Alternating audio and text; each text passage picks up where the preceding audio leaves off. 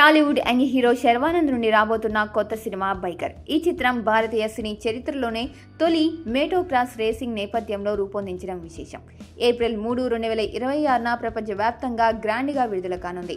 ఈ సినిమాలో శర్వానంద్ విక్కీ అనే రేసర్ పాత్రలో కనిపిస్తుండగా సీనియర్ హీరో రాజశేఖర్ ఒక కీలక పాత్రను పోషించారు. అంతర్జాతీయ రేసింగ్ సర్క్యూట్లో ఒక భారతీయ బైకర్ తన సత్తాను ఎలా చాటాడు అనే ఆసక్తికర కథాంశంతో ఈ చిత్రం సాగుతుంది.